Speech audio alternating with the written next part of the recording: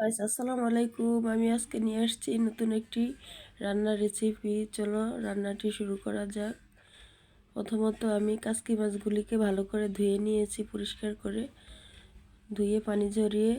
এবার হলুদ, লবণ, মরিচ দিয়ে, কাঁচামরিচ, ধনিয়া পাতা সব কিছু দিয়ে, আদা বাটা, রসুন বাটা দিয়ে ভালো করে মাখিয়ে নিচ্ছি। স্বাদ মতো লবণ দিয়ে দিচ্ছি। এবার এগুলোকে ভালো করে মাখিয়ে নিচ্ছি। ভালো করে মাখিয়ে নিতে হবে যাতে মশলাটা ভালো করে মিশে যায় মাছের সাথে। এজন্য একটু ভালো করে মাখিয়ে নিতে হবে। এবার আমি ভালো করে মাখিয়ে নিয়েছি। এবার আমি লাউ পাতাতে ছোট ছোট গোল করে লাউ পাতাতে দিয়ে দিচ্ছি। লাউ পাতাতে দিয়ে লাউ পাতাটাকে ভেঙে ভালো করে পাকোড়া সিস্টেম করে রেখে দিয়েছি। এক এক করে সবগুলোকে এভাবে করে নিতে হবে। এক এক করে সবগুলোকে এভাবে করে নিতে হবে। এই যে আমি এক এক করে সবগুলোকে এভাবে করে নিচ্ছি। আমার একটু ঠান্ডার সমস্যা, এই জন্য গলার আওয়াজটা অন্যরকম, তোমরা কিছু মনে করো না। এবার আমার এইগুলি সব কিছু করা শেষ। এবার আমি একটি ফ্যানে ভালো করে এগুলাকে বিছিয়ে দিয়ে দিয়েছি।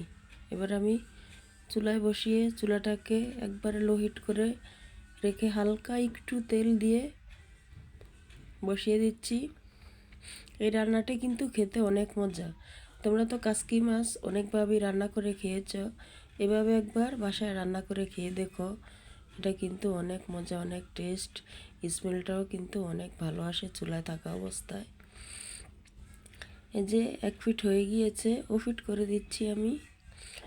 আমি কিন্তু মাছটা যখন মাখিয়েছিলাম তখনও তেল দিয়েছি, এরপরে বসিয়েও কিন্তু একটু তেল দিয়েছি। এই যে তেল দিয়ে আমার ফ্যানটি ভরে গেছে, তেল বেরিয়ে শাকটাও আস্তে সিদ্ধ হয়ে গেছে। যে তেল, আমি কিন্তু একটুও পানি অ্যাড করি নাই। পানি অ্যাড করলে কিন্তু এই রান্নাটা একটুও মজা হবে না। সম্পূর্ণ তেলের ভিতরে কিন্তু রান্নাটা করতে হবে। এজন্য ওফিট করে দিচ্ছি। এই যে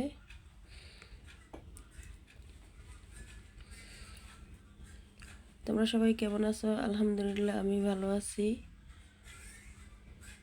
এই যে আমার রান্নাটা প্রায় শেষ। পাতাটাও একবারে পুরো সিদ্ধ হয়ে গেছে, ভিতরে মাছগুলো মশলাগুলো সব ভালো করে সিদ্ধ হয়ে গিয়েছে। তেলটাও আস্তে আস্তে পাতাটায় শুকিয়ে নিচ্ছে। তেল কিন্তু আরও বেশি ছিল, এখন কিন্তু পাতাটা আস্তে আস্তে করে তেলগুলোকে শুকিয়ে নিচ্ছে। এই যে আমার রান্নাটি পুরো ডান হয়ে গিয়েছে। তোমরা সবাই ভালো